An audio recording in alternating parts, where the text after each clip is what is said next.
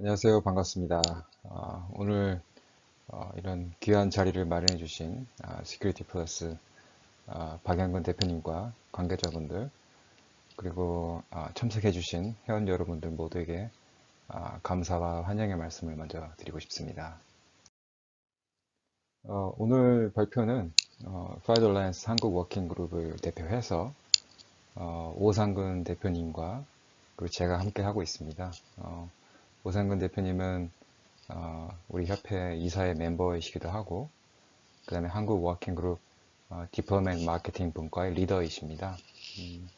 그리고 저는 파이돌라이언스 아시아 태평양 지역의 사업 개발을 맡고 있습니다.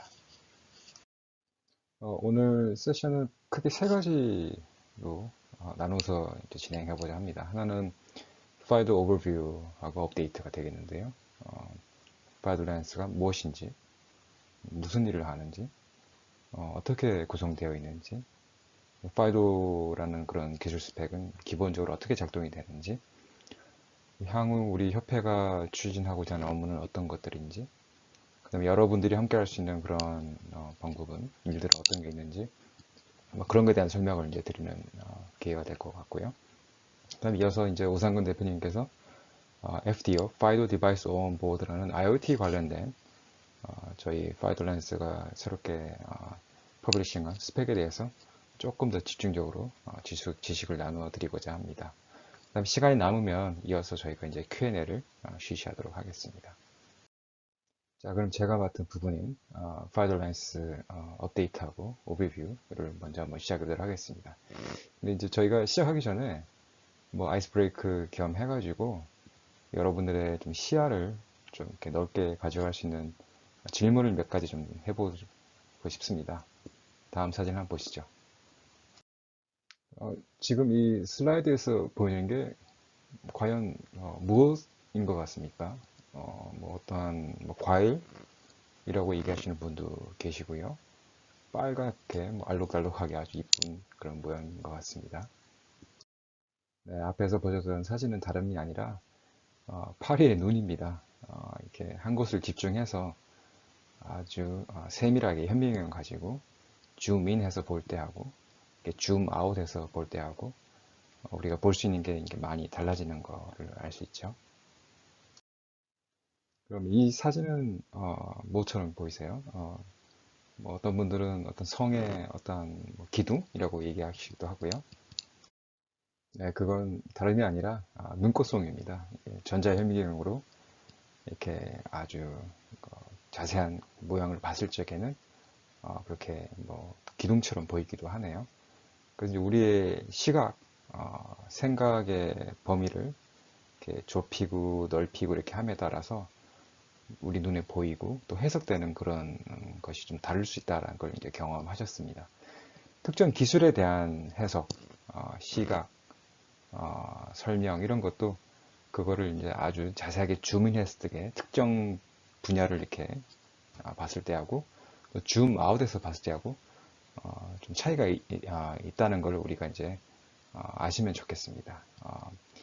이러한 좀 이렇게 넓은 시야를 가지고 파이도라는 기술, 그 다음에 그 배경에 대해서 또 함께 이해를 해보시면 좋을 것 같습니다.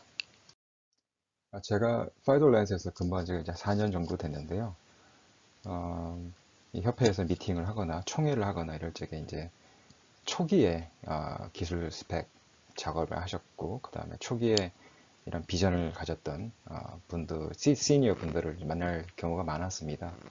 이분들이 상상했던 파이드에 대한 비전은 여러 가지가 있습니다만 오늘 한 세 가지 정도 이제 예시를 한번 보여드리고자 합니다. 이거를 보시면 성 안에 있는 뭐 군인들, 시민들을 이제 지키기 위해서 성벽을 이제 더 높게 쌓는 것도 하나의 이제 방법이 되겠죠.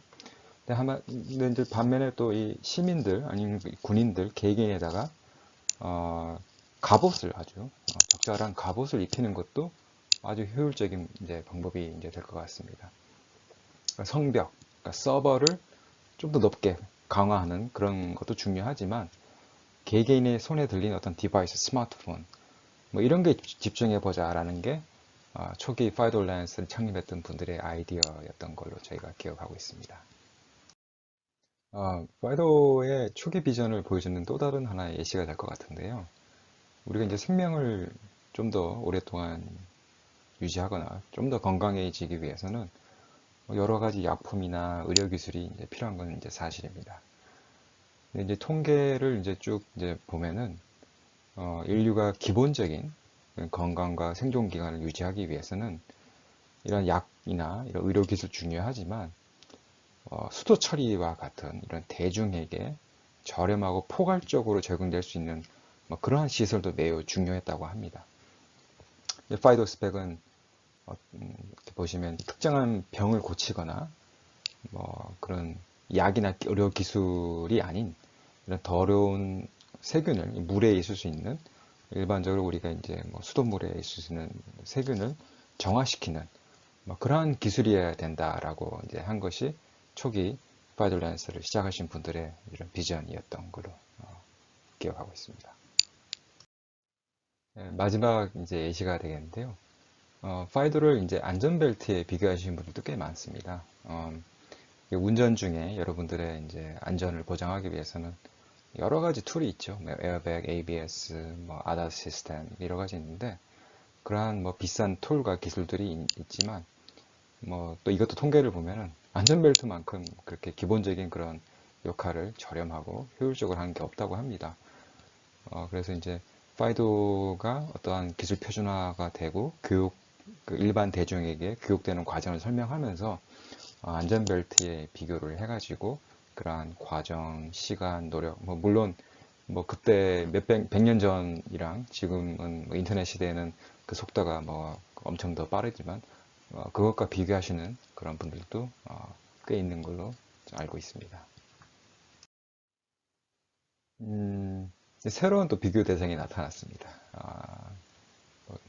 지난달 저희가 이제 시애틀에서 총회를 겸해서 총회 전에는 저희가 이제 어텐티케이트라는 퍼블릭 세미나를 했습니다. 그때 이제 기조 연설자로 키노 스피커로 오셨던 이분이 이제 그림에 나오는 이분이 이제 미국 민주당 전국위원회의 CSO, Chief Security Officer인 밥 로드라는 분이 있는데요. 이분이 이제 A Call to Arm, 이렇게 전투 준비 명령, 제목이 아주 무서운데요. 이라는 이제 제목으로 세션을 이제 발표하셨는데요. 이분이 파이도가 앞으로 이제 걸어갈 길은 HTTPS가 걸어왔던 길을 가게 될 것이다 라고 이제 얘기를 하셨어요.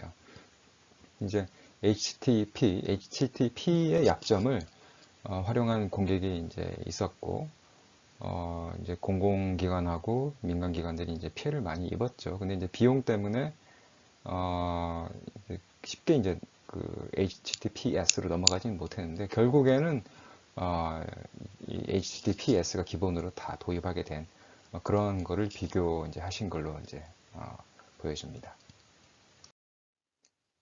그래서 이제 파이도의 역할은 갑옷이다, 안전벨트다, 수돗물 처리 기술이다 라는 게 이제 저희가 그런 비전을 가지고 저희가 10년 전에 협회가 시작되면서 집중해야 될 그런 온라인 위협을 쭉 펼쳐서 우리가 갑옷이 되고 안전벨트가 되기 위해서 수돗물 처리 기술이 되기 위해서는 어디에 집중을 해야 될까라는 걸 살펴봤던 이제 그런 슬라이드가 이제 되겠습니다. 그래서 오늘날 대부분의 온라인 해킹을 보시면 이런 서버에 대한 그 원격 공격으로 여러분의 이제 온라인 계정이 유출되거나 아니면 탈취되는 그런 이제 인증의 위반이 이제 대부분의 유형이 이제 되겠습니다. 중간자 공격, 맨 인더 미들 어택, 온라인 피싱 어택, 스파이웨어라든지 아니면 impersonation, 자기 자신이 아닌데 남의 패스워드나 아이디를 가지고 자신 척하는 그런 걸로부터 온라인 사용자를 집중적으로 지켜야 되겠다라고 이제 저희가 이제 생각을 한 거죠.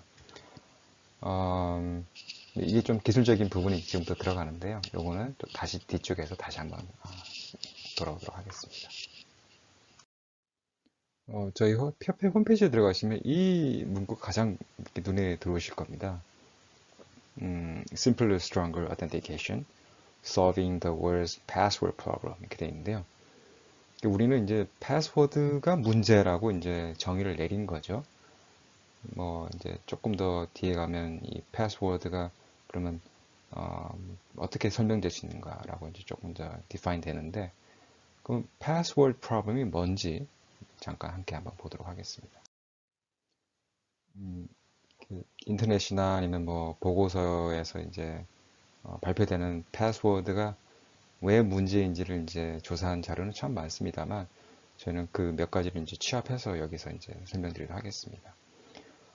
패스워드는 유추하기가 매우 쉽습니다.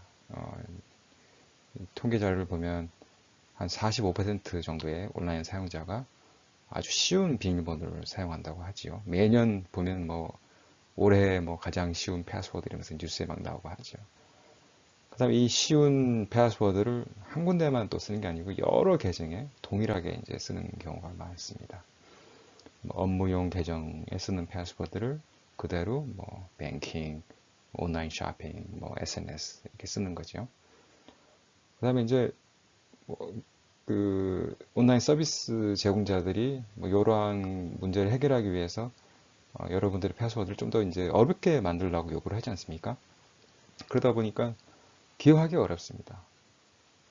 왜냐하면 뭐 어렵게 만들어 놓은 게 한두 개 정도면 또 모르겠는데, 저만 해도 100개 정도의 계정을 쓰는데요. 뭐 30개, 40개, 50개, 100개 정도를 계정을 쓰다 보니까 결국에는 그냥 종이에 써놓고 있다든지 아니면 어떤 뭐 하드웨어에 저장해 놓고 있다든지 이제 그렇게 되는 경우가 많습니다. 그래서 발표된 자료를 보면은 온라인 해킹의 한 80% 이상이 이러한 그 비밀번호 그 탈취나 유출을 통해서 이제 발생된다. 라고 저희가 이제 알 수 있었습니다. 이 패스워드 문제는 결국엔 돈입니다. 이렇게 저희가 조사한 자료를 이렇게 쭉 나열해 놓은 슬라이드가 여기 있는데요.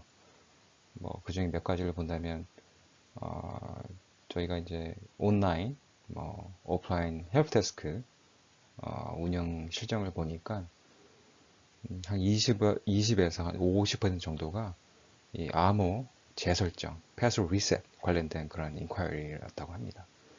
그다음에 이제 온라인 쇼핑을 이제 하다가 뭐 결제가 중단되는 경우가 있죠.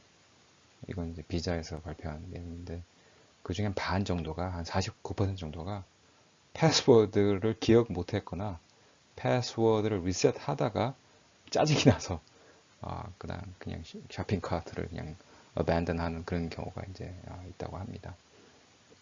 기억 못해서 이제 몇 번 시도하다가 뭐 5회, 뭐 3회, 5회 하다 보니까 결국에 뭐 락아웃이 된다든지 뭐 그렇게 돼서 이제 화가 나는 이제 경우가 있지요. 그래서 이제 패스워드를 이제 관리한다는 거는 어떻게 보면 상당한 그 부담과 재정적인 부담과 어떤 리소스의 낭비를 이제 뜻하고 있습니다.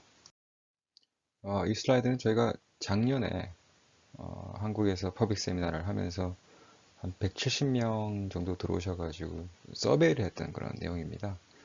뭐 여러 가지 이제 결과물이 있고 저희가 이제 언론을 통해서 발표하기도 했는데, 그때 참여하시던 분들이 대부분 이렇게 IT 관련 아니면 온라인 시큐리티 관련 전문가나 아니면 관련 공부를 하시는 그런 분들이셨어요. 근데 놀랍게도 그 중에 42%가 자신의 이러한 패스워드가 이렇게 탈취된 경험이 있다라고 이제 이렇게 말씀해 주셨습니다. 그래서 이건 뭐 조심한다고 피할 수 있는 일이 아니다라는 걸 이제 저희가 이제 알 수 있죠. 언론에 크게 나왔던 미국 솔라윈스 사태라든지 아니면 뭐 컬로니얼 파이프 사태라든지, 이거 모두 다 보면 이제 패스워드의 약점을 이용해서 온라인 해킹이 이루어진 그런 사례가 이제 되겠습니다. 특히 이제 3월 인터넷 시대, IoT 시대가 이제 들어설수록 비밀번호, 패스워드 기반의 뭐 온라인 로그인 이런 환경은 더 이상 설 자리가 이제 없을 것으로 저희는 이제 판단을 하고 있습니다. 지난 한 2년 동안 글로벌 팬데믹 상황이 이제 지속되면서 온라인 사용자의 이제 공포심을 활용해가지고 비밀번호를 탈취하는 그런 사례는 너무나도 많이 보고가 되고 있습니다. 따라서 이제 패스워드, 좀 다르게 표현하자면 공유된 비밀, shared secret 같은 경우에는 이제 더 이상 오늘날의 온라인 환경에는 적합하지 않다는 것입니다. 새로운 온라인 인증 모델을 도입해야 될 그런 이제 이유가 생긴 거지요.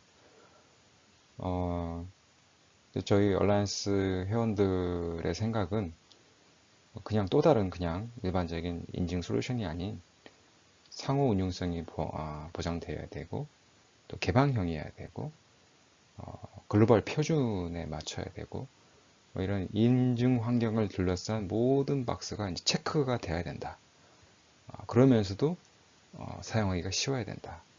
라고 생각을 하신 겁니다. 이렇게 하기 위해서는 뭐 하나의 기업, 하나의 조직, 단일 국가로서는 도저히 실행할 수 없는 그런 큰 사업이 이제 되겠습니다. 그래서 저희는 이제 이 협회라는 이름 안에, 이런 엄브렐라 안에 전 세계 글로벌 리더들이 다 함께 이제 모여서 개방형 기술 표준을 만들기 시작한 거죠. 한 10년 전에만 해도 한 6개 회원사 정도로 시작을 이제 했었습니다. 자랑스럽게도 지금 저희가 한 300여 개 이상의 회원사가 함께하고 계신 것으로 이제 파악이 되고 있고요. 뭐 주요 플랫폼, 뭐 디바이스 매니팩처러, 뭐 온라인 보안 전문 기업, 뭐 생체 인식 전문 기업, 뭐 금융사, 소비자 서비스 분야 이런 모든 분야의 리더들이 함께하고 계십니다. 뭐 여기 이제 로고들은 어떻게 보면 이사회급 분들만 이렇게 나와 있는데요. 저희 협회 사이트에 들어오시면 스폰서 레벨 분들, 그다음에 어소시얼 레벨 분들, 그다음에 뭐 리에정, 뭐 국가 회원분들 분들이 다 이렇게 리스트업이 되어 있습니다. 이러한 일을 하기 위해서는 인접한 기술 분야의 산업 단체 분들하고 협업하는 것도 매우 중요합니다. 그래서 뭐 ITU, 뭐 W3C, ISO, Bluetooth, NFC, 뭐 월드 이코노믹 포럼, 뭐 이런 분들도 저희 파트너로 이제 함께 하고 계십니다. 이 슬라이드는 이제 저희 협회 구성이 뭐 어떻게 되어 있는지, 그 다음에 그런 협회에 참가하는 그런 형태는 어떻게 되는지 그런 거를 아주 간략하게 이제 보여드리는 건데요. 크게 두 가지 방향이 있습니다. 하나는 테크니컬 스트림이고요. 또 하나는 마케팅 앤 어답션 스트림이 이제 되겠습니다. 누구든지 저희는 이제 오픈 오르가나이제이션이기 때문에 누구든지 저희 회원이 될 수 있습니다. 근데 이제 회원의 레벨에 따라서 그런 카테고리에 따라서 뭐 들어갈 수 있는 그런 기술 분야, 기술 분과가 이제 좀 차별화 되긴 합니다만 뭐 그 부분은 또 다음 슬라이드 다시 한번 보여드리도록 하죠. 저희와 같은 이러한 그 기술 표준 협회가 무슨 일을 한다고 할 적에는 이제 워킹 그룹이 먼저 만들어집니다. 여기 보시면 한 16개 정도, 오늘 날짜 기준으로 16개 정도의 워킹 그룹이 있는데요. 각 추진하고자 하는 그런 업무에 따라서 뭐 테크니컬 아니면 이제 마켓 어답션 형태로 나누어집니다. 워킹 그룹 외에도 어떤 활동을 하기 위해서 저희가 이제 커미티라는 조직을 만들고 있습니다. 이거는 이제 프레지던트나 회장이나 아니면 이사회, 보드 산하에서 이제 만들어지는 특수 목적을 하기 위한 그런 조직이 되겠는데요. 오늘 기준으로 한 8개 정도의 이런 커미티가 저희가 운영을 하고 있습니다. 이런 글로벌 표준 협회 조직이 이제 성공하기 위해서는 안정적으로 운영되기 위해서는 이런 글로벌 업계 리더들이 참여를 하시고 다양한 산업계 분들과 이제 파트너십을 맺고 그 다음에 이제 공고한 어떠한 워킹 그룹이나 커미티 조직을 만들고 뭐 이런 것도 중요합니다만, 그 코어가 되는 저희 이제 원칙이 또 매우 중요하기도 합니다. 저희는 협회가 시작될 때부터 이제 Privacy Principle이라는 거를 이제 만들어서 앞세우고 있는데요. 뭐 쉽게 얘기하자면 개인정보 보호 원칙이 이제 되겠지요. 그래서 이제 이 8개의 Privacy Principle을 이제 레이아웃하고 그걸 기준으로 저희가 뭐 스펙을 만든다든지 어떤 화이트페이퍼를 쓴다든지 어떤 가이드라인을 이제 발표를 한다든지 그렇게 이제 활동을 해오고 있습니다. 저희가 협회가 지난 10년 동안 무난하게 성공적으로 운영될 수 있었던 또 다른 원인은 어, 저희가 이제 의도적으로 업무의 그런 범위와 그런 그 스코프를 매우 이제 명확하고 좁게 이제 가져갔기 때문입니다. 뭐, 싱글 사인온, 뭐 페더레이션, 뭐 디바이스 앤 뭐 유저 베리피케이션, 뭐 온보딩, 뭐 이런 거보다는 authentication이라는 그런 아주 타겟을 명확하게 해가지고 그 패스워드의 의존성을 줄이려고 하는 그러한 방향성을 가져갔던 게 아주 유효한 이유가 되겠습니다. 자, 그러면 지금부터는 그 파이도라는 이런 기술이 기본적으로 어떻게 움직이는지를 같이 한번 살펴보도록 하겠습니다. 온라인 시큐리티 전문가분들은 사용성하고 보안성 사이에서 매우 힘든 의사결정을 이제 하게 됩니다. 둘 다 만족하는 기술이나 방법을 선택한다는 게 지금까지는 좀 매우 힘든 일이었습니다. 패스워드 기반의 온라인 인증 같은 경우에는 사용성이나 보안성 둘 다 좋지가 않습니다. 그래서 이제 OTP, 그러니까 이제 일회용 원타임 패스워드를 이제 생각해 냈죠. 특정 숫자나 어떤 원타임 패스 코드, 일회용 비밀번호를 입력해야지 그 인증이 가능한 그러한 메커니즘이었습니다. 이렇게 되면 비밀번호 생성기를 이제 또 가지고 다녀야 되기도 했지요. 그래서 보안 측면에서는 어떻게 보면 패스보다 조금 낫습니다만 사용성이 이제 떨어지게 됩니다. 물론 이제 이런 문자 기반의 SMS 기반의 OTP를 이제 생각해 냈지요. 그러면 이제 사용성은 이제 조금씩 이제 향상될 수 있겠지만 지금 언론이나 이렇게 그런 헤드라인을 보게 되면 핸드폰 문자 기반의 OTP가 많은 문제점이 있다라는 그런 사례가 이제 발표가 이제 되고 있지요. 그래서 이제 파이도 얼라이언스는 이 두 가지를 최대한 만족시킬 수 있는 그런 개방형 기술 표준을 이제 만들려고 했습니다. 여기 들어가는 이제 저희 키워드가 보면 Asymmetric Public Key Cryptography, 그러니까 비대칭형 공개 키 암호화 기술이 되겠고요. 그다음에 Single Gesture, 그러니까 한 번의 제스처로 멀티팩터가 가능한 그러한 모습. 그 다음에 이제 Possession Based, 그러니까 자기가 소유하고 있는 그런 인증 토큰을 이제 활용해야 된다라는 게 되겠고요. 이러면서도 피싱이 이제 로부터 보호될 수 있는 그러한 이제 환경을 만들어야 되겠다라고 이제 생각을 한 겁니다. 자, 그럼 먼저 패스워드 기반의, 그러니까 공유된 암호를 기반으로 했을 적에 온라인 인증 프로세스는 어떻게 되는지를 한번 같이 한번 보시도록 하죠. 일반적으로 자기 디바이스에 아이디하고 패스워드를 입력하게 되지요. 그다음 그게 서버로 전달이 되고 이제 인증을 수행하게 됩니다. 이 모델의 가장 큰 문제점은 그 패스워드가 암호화가 되었든 간에 아니든 간에 상관없이 서버로 공유가 된다는 사실입니다. 이 패스워드는 서버에서 이제 도난이 될 수 있습니다. 탈취될 수가 있습니다. 서버가 이제 해킹을 당하게 되면 이러한 패스워드는 이제 그다음에 개인의 계정이 이제 외부로 노출이 이제 되는 거죠. 그다음에 두 번째로 이제 디바이스에 패스워드를 입력하는 그 프로세스 자체도 위협에 이제 노출될 수가 있습니다. 피싱이라든지, 맨인 더 미러 어택이라든지, 스파이웨어라든지 이러한 이제 피해를 이제 입을 수 있는 거죠. 뭐 SMS 기반의 OTP를 적용하더라도 뭐 피싱에 노출될 수 있고요. 그다음에 중간자 공격에 이제 안전할 수가 없습니다. 결국엔 OTP는 일회용 패스워드죠.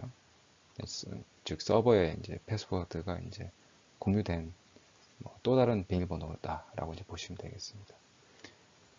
이제 이렇게 수십 개, 수백 개 이제 계정마다 매우 복잡하고 긴 암호를 이제 다 기억하려고 하는 것도 이제 문제가 되겠습니다. 사용자가 이제 조금 더 쉽게 이제 비밀번호를 구성하다 보면은 뭐 그 보안에 큰 이제 홀이 이제 구멍이 이제 생기게 되는 거죠. 반대로 이제 너무 길게 또 다양하게 패스워드를 만들다 보면 편의성이 형편없이 이제 깨져버리게 되는 거죠. 또 이제 모든 일을 우리가 이제 모바일 컴퓨팅 환경에서 하지 않습니까? 스마트폰에서 하지 않습니까? 거의. 이제 그런 환경에서 이 길고 복잡한 패스워드를 이렇게 손가락으로 입력한다는 것 자체도 고통스러운 일이 아닐 수가 이제 없겠습니다. 그래서 파이도는 좀 근본적으로 새로운 모델을 이제 소개하고 있습니다. 인증하려고 하는 이런 서비스와 디바이스를 연결하는 중간에 인증장치, 어텐티케이터라는 이런 이름이 중간에 보이실 겁니다. 이게 바로 통신하려고 하는 서비스에 등록되는 이제 하드웨어가 이제 되겠습니다. 서비스, 뭐 릴레잉 파티, 일단 이제 등록을 이제 먼저 하게 되면 프라이빗 키하고 퍼블릭 키가 생성되게 됩니다. 프라이빗 키는 자신의 어텐티케이터 안에 이제 자리를 잡게 되고, 퍼블릭 키는 릴레잉 파티의 서버에 이제 위치하게 되는 거죠. 이제 온라인 인증을 하려면 먼저 이제 유저 베리피케이션이 실시됩니다. 이 유저 베리피케이션은 이제 싱글 제스처를 통해 되는데, 이 싱글 제스처라는 인터랙션은 다양한 형태로 진행될 수 있는데요. 뭐 디바이스 그냥 뭐 터치한다든지, 아니면 핀 번호를 넣는다든지, 아니면 뭐 지문, 안면, 홍채, 뭐 그런 스캔, 그러니까 바이오메트릭 정보를 인풋하는 뭐 그런 것도 하나의 이제 인터랙션 방법 중에 하나가 되겠습니다. 이 유저 베리피케이션을 통해 가지고 인증장치 잠금이 이제 해제가 되면서 릴레잉 파티에서 보내오는 챌린지를 이제 설명하게 되는 겁니다. 그러니까 이 상황에서는 이제 그 사전에 등록이 이제 완료되었으니까 릴레잉 파티 같은 경우에는 이 어텐티케이터 안에 있는 프라이빗 키에만 매칭되는 퍼블릭 키를 이제 가지고 있는 상황이지 않습니까? 이렇게 되니까 프라이빗 키가 사용자만 가지고 있는 어텐티케이터에서 왔고, 또 그거는 이미 서비스에 등록되어 있다. 이게 이제 확인이 한번 되는 거죠. 이러한 보안 메커니즘 안에서 프라이빗 키가 항상 개인이 가지고 다니는 디바이스 안에서 안전하게 저장되면서 그 디바이스를 절대 떠나지 않는다는 게 이제 매우 중요합니다. 뭐 플랫폼 어텐티케이터를 쓴다든지, 뭐 그냥 손에 들고 다니는 로밍 어텐티케이터를 쓰든지 간에 이 프라이빗 키는 사용자의 손에 들고 있는 스마트폰, 랩탑 같은 그런 하드웨어 장치 안에서 안전하게 보호가 이제 되는 것입니다. 그러니까 이 파이도가 이제 제공해드리는 이러한 그 인증 모델에서는 서버에 저장된 비밀이 전혀 없습니다. 그죠? 퍼블키가 서버에 있긴 하지만 뭐 이건 해킹 당하고 누가 가져간다 그래서 뭐 쓸모가 없습니다. 그러니까 등록할 적에, 그러니까 레지스트를 할 적에 이 인증 장치는 서비스 도메인에 그 바인딩을 이제 하게 됩니다. 그러니까 피싱 공격이 이제 들어와도 속아 넘어가지가 않고, 뭐 맨인더 미트 어택이 와도 뭐 사용자를 이제 안전하게 보호하는 거예요. 이게 왜 그러냐면은 피싱이나 맨인더 미트 어택 같은 경우에는 그러니까 다른 도메인, 가짜 도메인으로 리다이렉션을 이제 하게 되죠. 근데 이제 이 인증 장치가, 파이도 인증 장치가 그러한 가짜 도메인을 아예 인식을 못하게 되는 겁니다. 그러니까 인증을 수행을 아예 하지 않는 거죠. 그러니까 원천적으로 사용자를 이제 안전하게 이제 보호하게 되는 겁니다. 그래서 사용자 편의성에서 이제 다시 한번 보자면 우리가 이제 억지로 기억해야 할 게 하나도 없습니다. frictionless, 그러니까 뭐 사용상의 어려움이라든지 뭐 마찰이 생기는 그런 프로세스가 전혀 이제 없게 걷어내 버린 거죠. 우리가 익숙한 디바이스를 언락하는 그러한 제스처를 싱글 제스처를 취하게 되면 매우 안전하게 이제 로그인이 되는 겁니다.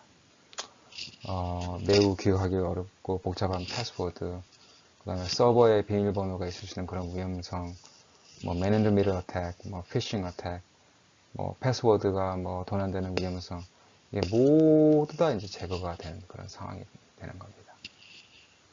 뭐 여기서 이제 파이더 어텐티케이터의 그런 그 형태를 좀 이렇게 다시 한번 보는 게 좋을 것 같습니다. 파이더 어텐티케이터 형태는 플랫폼 아니면 로밍 형태가 이제 된다고 보시면 되겠고요. 뭐 플랫폼 어텐티케이터 같은 경우는 이제 인증 하드웨어가 디바이스에 기본적으로 이제 제공된다고 이제 보시면 되겠습니다. 뭐 안드로이드, 애플, 윈도우 등 이런 모든 최신 기기에서 사용될 수 있는 거죠. 또 다른 모델 같은 경우에는 이제 그 다른 디바이스로 크레덴셜을 가져와야 되는 그런 상황에서 사용될 수 있는 모델이 되겠습니다.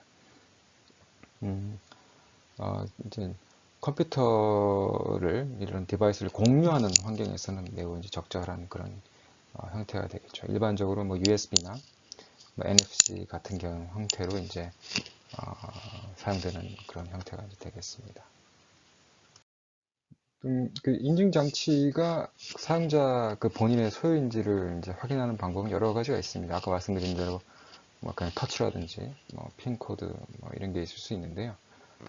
뭐 핑거프린트라든지 뭐 페이셜이라든지 이런 뭐 바이오메트릭 정보가 이제 사용돼 가지고 그 인증 장치가 자기 거라는 걸 확인하는 경우도 있습니다. 근데 이런 그 파이도 기반의 바이오메트릭 어텐티케이션 같은 경우에는 좀 추가적인 요구사항이 이제 있습니다. 앞에서 잠깐 말씀드린 것 같은데요.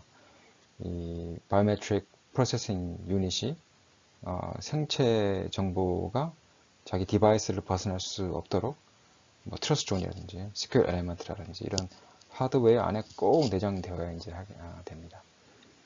생체 인식 템플릿이 디바이스로부터 뭐 도용돼 가지고 다른 곳에 재사용될 수 없도록 이제 해야 되는 거죠. 뭐 이거는 이제 이런 시큐리티뿐만 아니라 개인정보 보호 수준을 높이는데 매우 중요한 내용이 되겠습니다. 앞에서 지금 슬라이드 몇 개 상에서 보여드렸던 그런 이제 메커니즘은 파이더2 환경이라고 이제 보시면 되겠고요. 파이더 얼라이언스가 발표한 인증 기술 표준은 뭐 네 가지 정도가 있습니다. 지금까지 U2F, UAF, 파이더2, 또 파이더2는 이제 그 안에 또 웨버댐, CTAP, 또 CTAP은 또 CTAP 1, CTAP 2 이렇게 나눠지고요. 최근에 이제 나온 게 이제 FDO, 파이더 디바이스 온보드 이렇게 되겠습니다. 이거는 한번 읽어보시면 전체적인 스펙을 분류가 어떻게 되는지, 무슨 역할을 하는지, 어떤 내용인지를 한번 이렇게 보실 수 있겠습니다.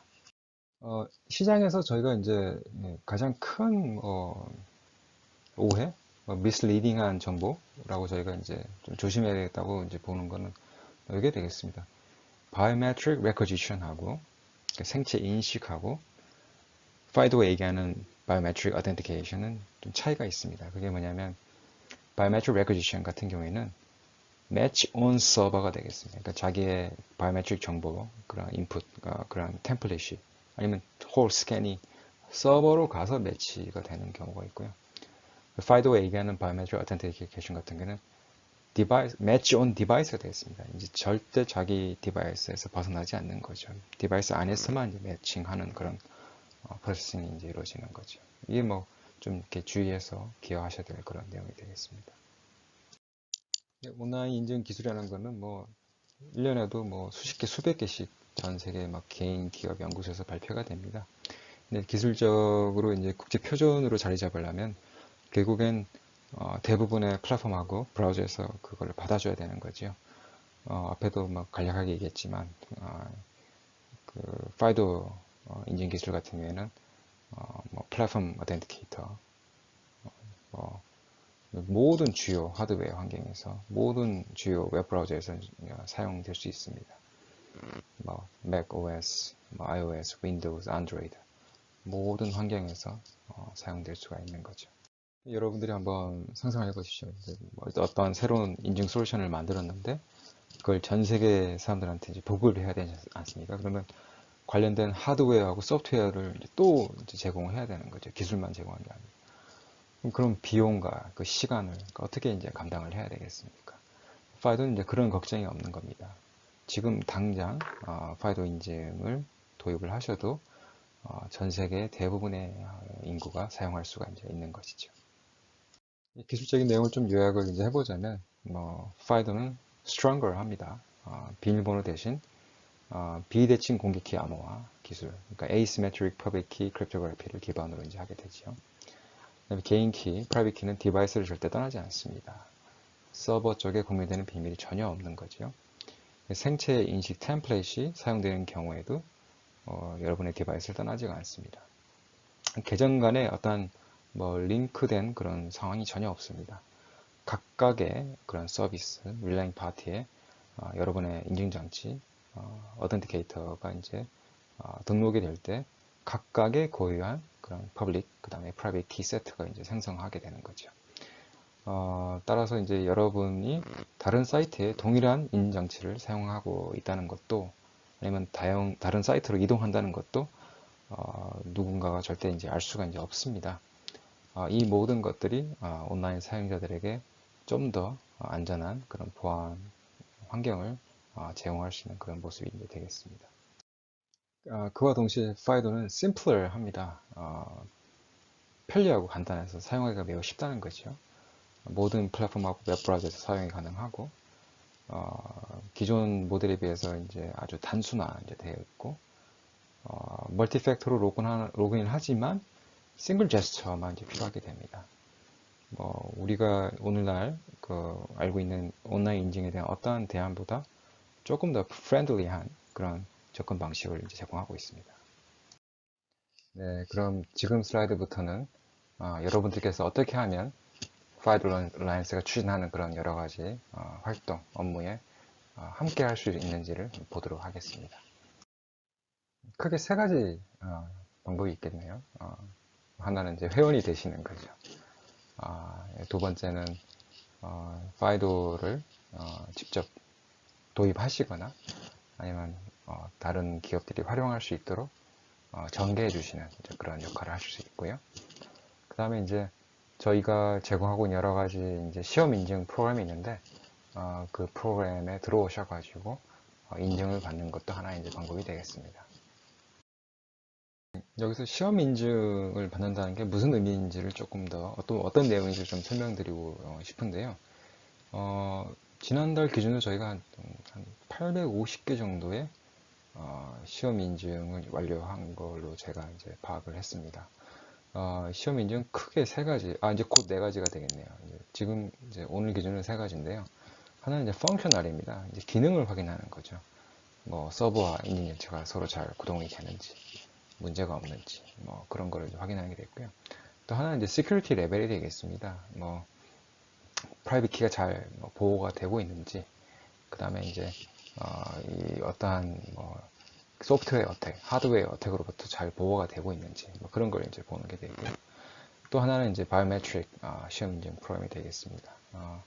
이제 여러분들이 이제 바이오메트릭을 인풋을 가지고 유저를 베리피케이션을 한다고 할 적에 그 센서가 또 그 갖고 있는 여러 가지 컴포넌트가 제대로 기능을 활용하고 작동하고 있는지, 그 다음에 성능은 주장하는 내용에 맞춰서 잘 나오고 있는지 그런 거를 보는 형태가 이제 되겠습니다. 곧 런칭하게 되는 이제 시험 인증 프로그램이 하나가 더 있습니다. 이거를 저희가 이제 FIDO Certified Professional이라고 하는데요. FIDO 인증 전문가 자격증 이렇게 표현할 수 있겠습니다. 그래서 FIDO 회원사들 내부에서 인력 수급에 대한 그런 니즈, 그다음에 교육에 대한 니즈가 이제 있어서 저희가 시작하게 됐는데요. 기존에 아마존, 마이크로소프트에서 이런 여러 가지 이제 이런 전문가 자격증이 있지 않습니까? 그거 중에 하나라고 이제 보시면 되겠습니다. 그래서 디플로먼트를 하기 위한 어떤 비즈니스 요구사항 분석이라든지, 그런 요구사항 설계 구현이라든지, 그 다음에 이제 검증하는 방법이라든지, 그다음에 이거를 사용하게 되는 사용자를 교육하는 방법이라든지, 이런 거에 대해서 이제 전문성을 이제 평가하는 그런 시험이 되는데요. 저희가 이제 얼라이언스 본부에서 한 수요자가 지난달에 발표할 적에 보니까 20만 명 정도가 된다고 보게 되는데요. 곧 자세한 내용이 이제 런칭이 되니까 이렇게 살펴보시면 좋겠습니다. 디플로이먼트를 하신다든지 아니면 직접 임플리멘테이션을 하신다 할 적에 파이도가 제공해드리는 이런 UX 가이드라인도 좀 살펴보시면 좋겠습니다. 이거는 저희가 이제 IBM, Security, 페이스북, 구글, 하이퍼, 마이크로소프트, 비자, 웰스 파고, JP 모건 이런 분들하고 이제 함께 만든 건데요. 요거는 저희가 데스크탑 환경에서 파이낸셜 그 부분을 어떻게 활용하면 좋을지를 구현하면 좋을지를 이제 가이드라인을 해놓은 건데, 다양한 분야에서 이제 나올 거니까 요걸 참조하셔도 좋고, 향후 다른 분야에서 이런 UX 가이드라인이 나올 적에 그 집필 하시는 분으로 참여하셔도 좋고, 그런 내용을 이제 활동을 이제 하실 수 있겠습니다. 아니면 저희 얼라이언스가 제공한 여러 가지 이제 외부 활동에 참여하시는 것도 좋겠습니다. 웨비나, 워크숍, 이런 것들이 오프라인 세미나 이런 것도 있지만, 저희가 이제 파이도 디벨로퍼 챌린지, 한국에서는 해카톤이라는 이제 단어를 썼는데요. 올해부터 2019년, 20년까지 한국에서 하고 21년부터 이제 글로벌 스케일로 이제 커지면서 저희가 이제 파이도 디벨로퍼 챌린지라는 그런 프로그램을 이제 완성했습니다. 그래서 내년에 이런 것도 살펴보시면서 함께 하시면 좋겠습니다. 이 과거에 활동했던 내용은 저희 얼라이언스 홈페이지에 들어오시면 블로그라든지 비디오를 보시면 자세하게 보실 수 있습니다. 이제 파이도 얼라이언스가 이제 지금까지는 authentication, 온라인 인증에만 이제 집중을 했었는데요. 저희가 이제 이 밸류 체인 상에서 위아래로 이제 저희 회원들이 이제 일을 많이 하고 계시니까 저희가 이제 같이 아니면 이제 그 회원들과 같이 공동으로 뭔가 할 수 있는 방향성을 찾아가고 있는 게 되겠습니다. 그래서 디바이스나 유저 베리피케이션이나 이런 온보딩 하는 게 아주 중요한 사업 영역 중에 하나겠다라고 이제 생각해서 저희가 이런 그 아이덴티티 베리피케이션이라든지, 특히 저희 회원사 중에는 은행이나 크레딧 카드나 이런 분들이 많이 계시니까 그런 분들이 추진하는 것도 있고요. 아니면 이제 이 IoT 환경에서 패스워드를 리무빙 해버리는 그런 활동도 저희가 이제 IoT 워킹 그룹을 통해서 이제 진행하고 있습니다. 그래서 요 다음 페이지부터는 저희가 이제 IoT 분야에서 저희가 어떤 스펙을 만들어 왔고, 그 다음에 그게 이제 어떻게 적용될 수 있는지 그런 사례를 한번 같이 한번 보시도록 이제 하겠습니다. 네, 오상근입니다. 트러스키 솔루션과 EWBM에서 일하고 있습니다. 이제 FDO, 파이도 디바이스 온보딩에 대해서 한 25분간 설명을 드릴 텐데요. 자, 저희가 이제 파이도 얼라이언스를 지금까지 쭉 들으셨는데, 주로 이제 그 어텐티케이션, 그러니까 인증에 대해서 주로 이제 활동을 하고 이제 ID 이런 것 쪽으로 익스펜드를 하다가 2019년부터 파이도 얼라이언스에서 IoT에 관련돼서 같이 일을 하자라는 이제 얘기가 있었고, 첫 번째 미팅은 2019년 7월달에 있었습니다. 그 인텔 본사에서 있었고요. 저희도 참가했었습니다. 참가하고 그때 굉장히 이제 열기가 뜨거워서 한 45개 정도의 IoT 유즈 케이스가 있었고, 이제 그 유즈 케이스를 쫙 이제 늘어놓고 그것을 가지고 이렇게 수렴을 하는 과정을 거쳤는데, 그런 말씀드리면 이제 주로 아무래도 이제 인텔의 그 테크놀로지가 이제 버추된 게 많았기 때문에 저희가 IoT 테크놀로지에서는 이제 그 인텔의 테크놀로지를 밀어놓고, 그 다음에 이제 실제로 있는 그 existing 테크놀로지랑 갭 테크놀로지, 그 다음에 이제 파이도에서 사용하고 있는 이런 어떤 스탠다드, 이제 이런 걸 합쳐서 이제 저희가 올해 3월 달에 이제 스펙을 대놓게 되었습니다.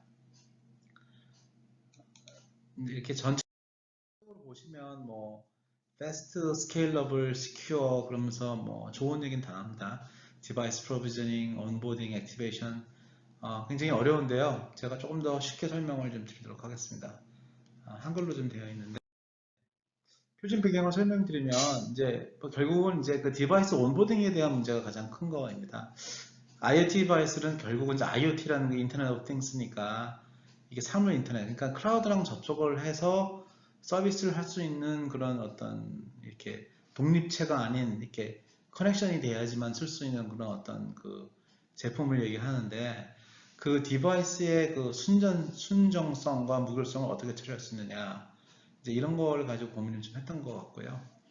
그 다음에 이제 그 디바이스 자체의 온보딩 케이스에서 이거를 이제 이 인스톨 이렇게 하는 사람들의 이제 만약에 본인이 이제 예를 들어서 저희가 IP 카메라를 사서 저희 집에 단다면 제가 인스톨하는 사람이기도 하지만 저 자신이 오너니까 이제 그것은 트러스티드 인스톨러라고 부르고요. 보통 이제 인더스트리얼 IoT 케이스에는 주로 이제 그 어떤 전문 업체에서 인스톨을 하게 되죠.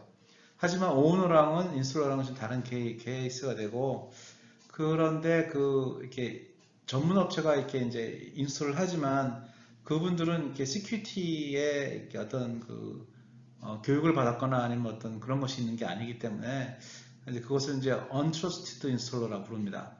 그래서 디바이스를 이제 일단 그 공장에서 나와서 그게 이제 오너가 이제 그걸 받아서 이제 언박싱을 했는데 그것이 트러스티드 인스톨러든 아니면 언트러스티드 인스톨러든 간에 그 디바이스의 순정성과 무결성을 어떻게 처리할 수 있느냐라는 것이 이제 화두였던 것 같습니다. 그래서 지금 현재는 그 FDO, 그 FIDO 디바이스 온보딩이라고 부르는 이 스펙은 주로 대부분 그 인텔이 가지고 있는 SDO, Secure Device Onboarding이라는 이제 기술에서부터 출발을 했습니다. 근데 이제 그 SDO는 그 자체 기술이 굉장히 많이 들어있기 때문에 게다가 뭐 FIDO는 이제 표준 단체니까 인텔이 가지고 있던 것들도 같이 수용을 하지만 뭐 암호 함수 이런 것들은 이제 표준의 암호 함수를 쓰고요. 그 다음에 기존에 있는 기술들에서 TLS라든지 이런 어떤 기존에 있는 것들은 재사용하자 그래가지고 SDO에서 출발해가지고 FDO라는 걸 만들고 실질적으로 이제 이것을 스펙으로 내놨습니다. 이 디바이스 근데 이제 이 전체적으로 보면은 이제 이게 어떻게 디바이스를 온보딩이 붙이냐 하는 문제인데 결국은 디바이스의 보안성에 대한 문제점에 대해서는 사실은 그렇게 많이 얘기하지는 않았고 최근에 지난번 10월달에 있었던 저희 파이더 얼라이언스 파이더 협회 총회에서 이제 이런 얘기가 다 좀 더 구체적으로 나오기 시작했습니다. 그 다음에 제일 중요한 게 이제 아까 말씀드린 이 인스톨러, 그러니까 트러스트 인스톨러든 언트러스트 인스톨러든 이렇게 인스톨하는 과정에서 그 레이 바인딩이라는 이제 용어가 나오는데 이게 뭐냐면은 그 바인딩이라는 게 붙는다는 뜻이잖아요. 그러니까 그 디바이스가 그 클라우드에 붙을 때 애초에 붙어서 나오지 않고 나중에 붙는다. 이제 이걸 어떻게 처리하느냐 이제 이런 거를 가지고 이제 주로 얘기를 하게 될 것입니다.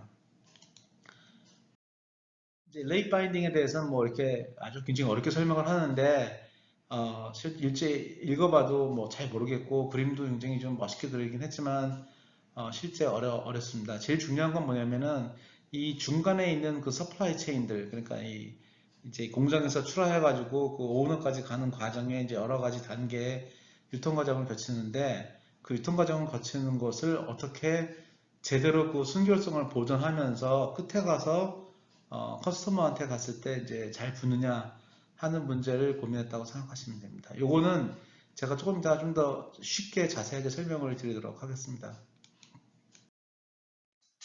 그래서 이제 뭐 여기에 그 레이 바인딩을 하기 위해서는 이제 일단 매니팩처러가 이제 그 크레덴셜이 있어야 되죠. 그게 이제 그 온보딩 할 때 필요한 것들. 그 다음에 이제 웨어하우스에서 어디로 가는지는 모르지만 이제 그것이 어떤 일정 부분 어떤 관리가 돼야 되는 거고, 그다음에 이제 그 프로비저닝 디바이스를 어떤 그 크레덴셜 가지고도 어떻게 할 수 있느냐, 뭐 이런 좀 여러 가지 문제들이 좀 많고요. 그런 거를 이 그 파이도에서는 다음과 같이 처리를 했다고 생각하시면 됩니다.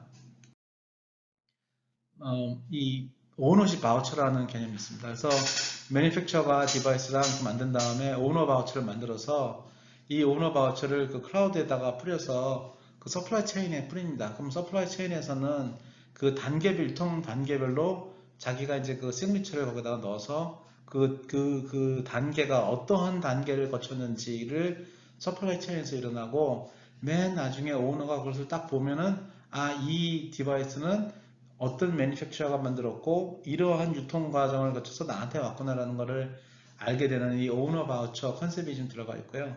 이 오너 바우처 컨셉과 함께 중간에 이제 이 여러 가지 그 레이 바인딩에 필요한 그 디바이스랑 클라우드를 붙이는 과정에 여러 가지 것들에 대해서도 설명을 좀 하고 있습니다. 그래서 이제 설명은 뭐 이렇게 좀 이것도 되게 어렵게 그려졌는데 좀 더 간단하게 그리면 좀 더 설명을 드릴 텐데 실제로 보시면 이 앞쪽에 이 디바이스 매니팩처러가 디바이스를 만들면서 여기다가 그 크레덴셜을 넣습니다. 그 다음에 이걸 오너 바우처라는 이제 개념으로 오너십 바우처를 이렇게 뿌리고요. 디바이스는 그냥 쭉 가고 있습니다. 그러면은 이 오너 바우처는 이 클라우드를 통해서 쭉 어디 가서 이제 어떤 그 응용 그 파이널 데스티네이션 그 마지막 그 이제 정거장에 들어가 있고 그 다음에 이 디바이스가 딱 파워를 온 하자마자 제일 먼저 하는 일이 랑데부 서버라는 랑데부 서비스에 들어가서 랑데부 서비스랑 일단 붙은 다음에 거기서부터 응용 서비스에 있는 인포메이션을 받아들이고 그 다음에 랑데부를 끊고 응용 서비스를 붙고 이런 그 간단한 한 네다섯 가지의 그 과정을 거쳐서 레이 바인딩 문제를 풀었다고 생각하시면 됩니다. 요거를 이제 드론이라는 그 디바이스를 중심으로 한번 설명을 드리도록 하겠습니다. 아까 그 말씀드린 이제 그 그림, 그, 있었나요? 그 그림, 그 전전 페이지에 나왔던 그림을 간단하게 그리면 뭐 똑같은 그림입니다. 그 매니팩처러가 여기 있고, 그 다음에 디바이스가 있고, 앙데브 서비스가 있고, 오너십 서비스가 있고, 그 다음에 오너십 바우처는 이렇게 양쪽으로 늘어다니고, 이제 이런 컨셉인데, 이 스텝은 뭐냐면 처음에 이제 디바이스 이니셜라이즈라 그래가지고 이 매니팩처러가 그 FDO 매니팩처링 하는 것, 이 디바이스에 관련된 것들을 하는 것이 디바이스 이니셜라이즈라는 프로토콜이라고 부르고요. 그 다음에 트랜스포 오너십이라고 부르는 T0 프로토콜이 있는데 T0 0은 그 랑데브랑 그 오너십 사이이기 때문에 이건 주로 이제 서버 쪽에서 일어나고 있습니다. 그러니까 이걸 들으시는 분이 서버 쪽에 계신 분이면 이제 T0나 T2, 뭐 T1 이런 것들을 좀 고민을 하셔야 되고요. 근데 아무래도 저는 이제 디바이스 쪽이다 보니까 이제 T0보다는 T50보다는 T01, T02 이쪽에다 관심이 많아서 그쪽을 좀 설명을 드리도록 하겠습니다. 아까 말씀드린 것처럼 이렇게 디바이스가 들어가서 제일 먼저 딱 깨면은 랑데브 서비스를 접촉을 하고 랑데브 서비스 전에 그 T0 여기 T50에서 랑데브 서버와 그 응용 서버 간에 왔다 갔다 하는 어떤 프로토콜에 의해서 랑데브 서버는 기다리고 있는 거죠. 그 디바이스가 딱 붙어서 깨가지고 붙으면 너구나. 그걸 안 다음에 그럼 너는 일로 가. 이렇게 해서 이제 그 오너로 제대로 이제 오너 정보를 주면 그게 이제 디바이스가 랑데브 사이에 일어나는 일이고요. 그 다음에 디바이스가 랑데브를 끊고 응용 수업으로 가는 이런 이제 아까 말씀드린 거랑 뭐 똑같은 얘기인데 좀 다시 한번 했습니다.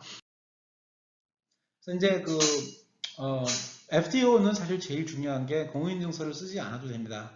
근데 이제 굉장히 큰 것들은 공인인증서를 써야 되기 때문에 공인인증서를 써야 될 경우에는 당연히 이제 프로비저닝 서버나 뭐 아니면 이런 그 보안들이 굉장히 강화돼서 그 공인인증서를 이제 이렇게 인증기관으로 받아가지고 공인인증서를 넣어주는 일을 해야 되고요. 실제로 FDO의 그 스펙에는 공인인증서를 쓰지 않고 실제로 생산자가 키페어를 생산하고 그 다음에 이제 그것을 뭐 사이닝 해가지고 자기 내부에 키페어 생성한 것을 얘의 크레덴셜은 안전하게 저장을 하고 그다음에 여러 가지 디바이스 인포메이션을 집어넣고 그리고 이제 보내는 걸로 돼. 그래서 사실 뭐 굉장히 간단하게 보이긴 하지만 제일 중요한 거는 이 디바이스 내에서 이 매니팩처링 당시에 어떻게 키페어를 생성할 것인가. 그 다음에 이제 뭐 사이닝을 어떻게 할 것인가. 그 다음에 뭐 여기다가 이제 인포메이션을 넣을 때 그런 것들을 제대로 잘 저장할 수 있는가. 이제 이런 것에 대해서는 실제로 스펙이 제대로 나와 있지는 않습니다. 이게 왜 그러냐면은 뭐 인텔부터 뭐 조그만 그 MCU까지 다 해야 되기 때문에 여러 가지 이 세마이컨덕터에 그 관련해서 되어 있는 이슈이기 때문에 이제 이런 것은 조금 더 매니팩처러들한테 이렇게 이제 물어놓고 그것이 됐다고 생각을 하고 이제 이렇게 진행한 것으로 생각하시면 되겠습니다.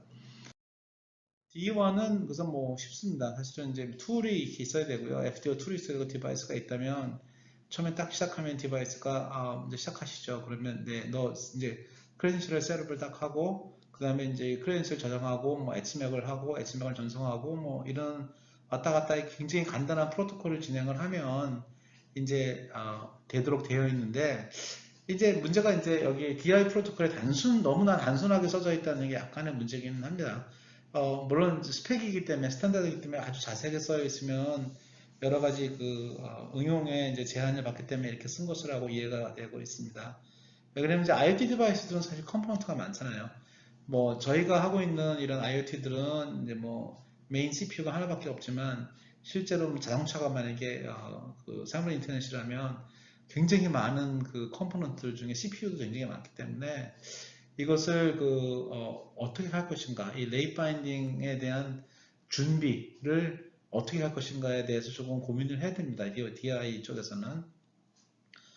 드론 같은 경우에는 이제 그 DI 프로토콜 시작하기 전에 뭐 펌웨어라든지 커뮤니케이션 프로토콜이라든지 이런 ROE는 나중에 설명을 좀 드리겠습니다.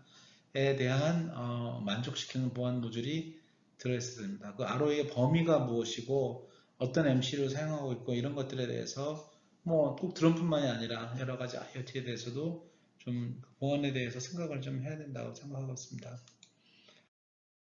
TO0는 이제 뭐 저 관계가 이제 다른 분들은 있겠지만 저랑은 사실 저희 디바이스 쪽이다 보니 관계가 없어서 이제 이거는 넘어가도록 하겠습니다.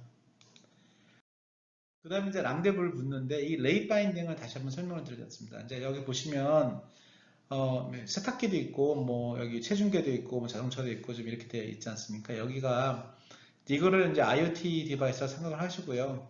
뭐 서버가 예를 들어서 뭐 KT가 하는 서버, SK가 하는 서버, 뭐 아니면 아마존이 하는 서버 여러 가지가 이렇게 있을 거고 또 꼭 그게 뭐 통신사가 아니라 무슨 어떤 응용을 하는 어떤 그 서버인데 KT 서버를 쓸 수도 있고 뭐 애저를 쓸 수도 있고 구글을 쓸 수도 있고 여러 가지 서버가 있습니다. 근데 문제는 뭐냐면 나중에 얘가 붙을 때 이것이 그러니까 이 디바이스가 그러니까 예를 들어서 한국에서 만약에 저희가 AI 스피커를 얘기한다면 뭐 진이라는 스피커는 KT만 붙죠. SK의 서버는 붙지는 않습니다. 왜냐면 그것은 얼리 바인딩이기 때문에 그렇고요. 그런데 예를 들어서 이제 뭐 많은 IoT 디바이스들이 매니팩처들도 다수가 있고 서버가 다수가 있는데 그것이 이제 뭐 예를 들어서 폰을 생각하시면 아이폰이 그냥 아이폰 하나가 디바이스지만 실제로는 그게 뭐 KT에도 붙고 뭐 SK도 붙고 LG도 붙잖아요. 그러니까 뭐 너무 이게 좀 이해가 좋지는 않은데 아무튼 그렇게 생각하시면 돼요. 그러니까 디바이스는 여러 개가 있고 매니팩처러가 있는데 아니면 하나의 디바이스가 여러 개의 다른 서비스에도 사용할 수 있는 그 옵션, 이런 자유도를 주기 위해서 이 레이 바인딩을 만들었습니다. 그래서 이제 그 아까 말씀드린 것처럼 이 랑데부 서버랑 이 응용 서버 KTM은 KTM, SK는 SK야 이렇게 둘이서 이제 주고받은 다음에 예를 들어서 이 세탁기는 뭐 예를 들어서 삼성에서 만든 거야, LG에서 만든 거야. 근데 이거는 뭐 시리얼 넘버가 뭐고 뭐 번호가 뭐고 뭐 이렇게 해서 크레덴셜이 들어있는 거를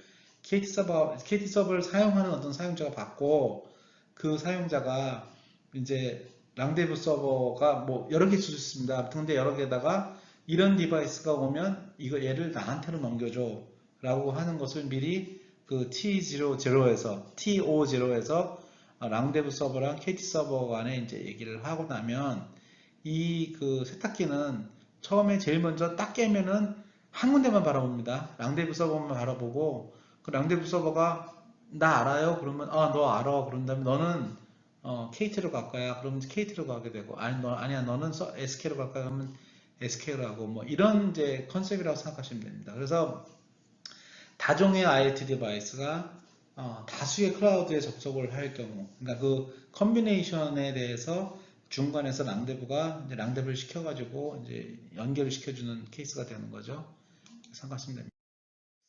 그 다음에 이제 그게 랑데브 서비스가 딱 끝나고 나면 이제 그 다음에 양방향 이제 인증하고 키 교환하고 디바이스에 대한 인포메이션하고 어테스테이션과 인증을 제외한 모든 크레덴셜을 싹 갈아엎고 포밍 업데이트하고 이제 그 다음에 사용하는 이제 이런 가장 이제 그 중요한 건데 이미 그 DI로부터 T01을 통해서 이 어떤 크레덴셜이 어느 정도 이렇게 인증을 됐다고 생각하기 때문에 처음에 인증하는 것에 대해서 굉장히 고민이 많았는데 거기에 대한 인증이 일정 부분 보장이 된다라고 생각하시면 됩니다. 그래서 그게 보장이 되기 때문에 그걸 바탕으로 양방향 인증을 하고 키를 교환해서 이제 새로운 그 보안된 채널을 만든 다음에 그 이후로 이제 모든 필요한 서비스를 시작하면 될 거라고 생각하고 있습니다.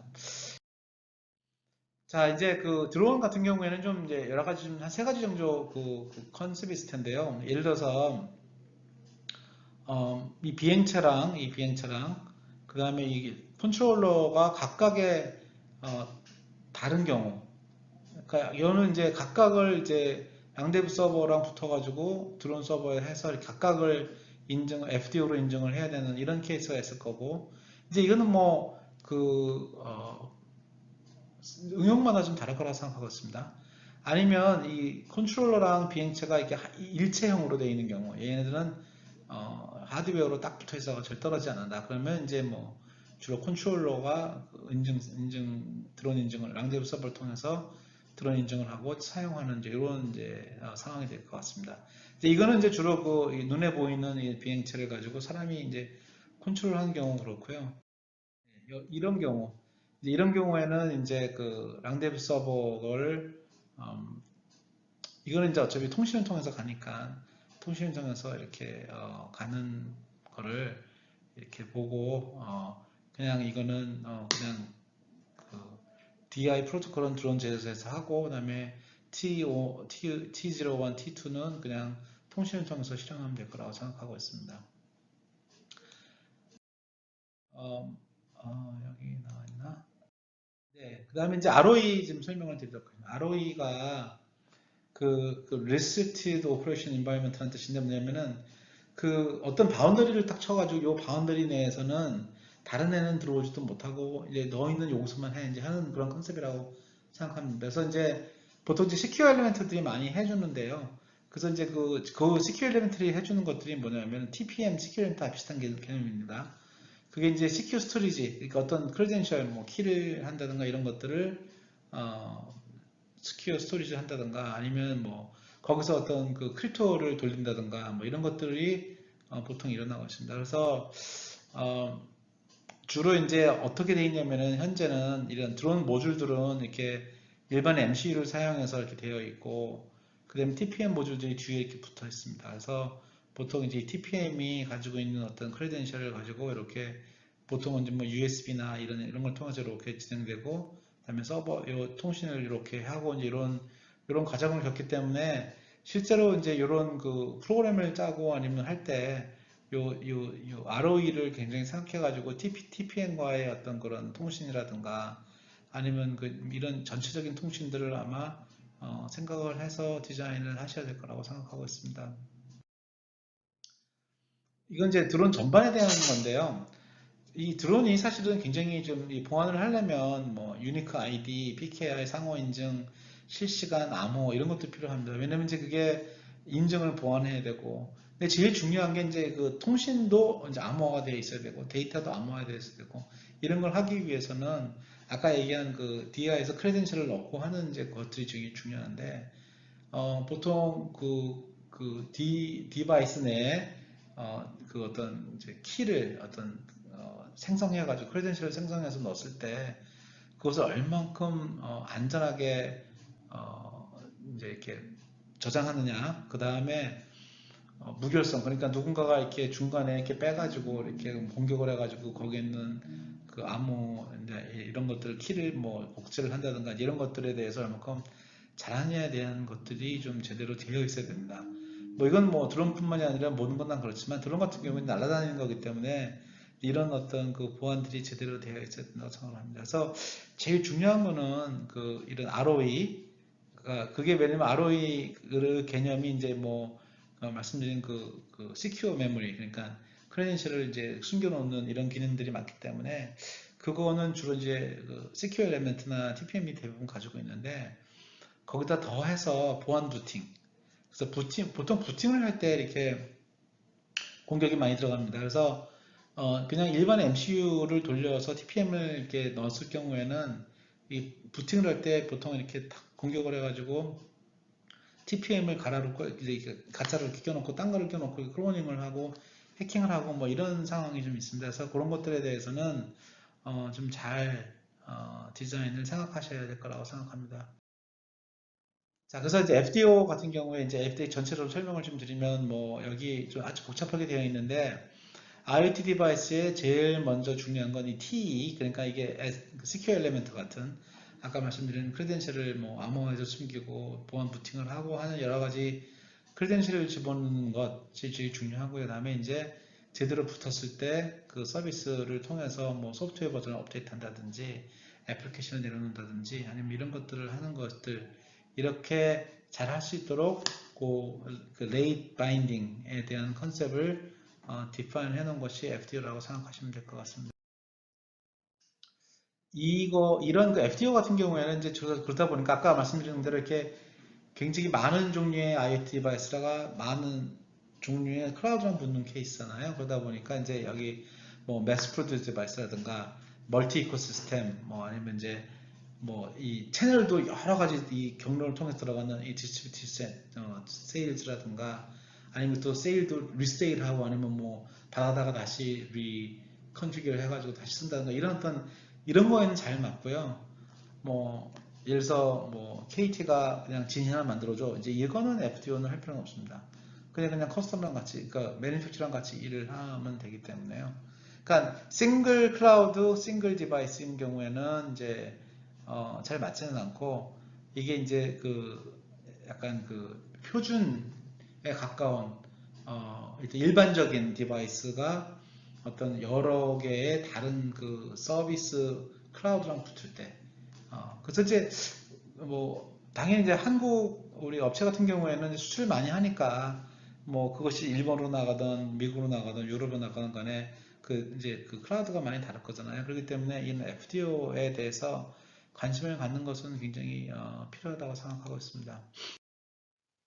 장시간 동안 저희 세션 발표를 경청해 주셔서 너무 감사합니다. 지금부터는 Q&A를 이제 하려고 하는데요. 짧게 광고 말씀 잠깐 드리고 Q&A로 넘어가도록 하겠습니다.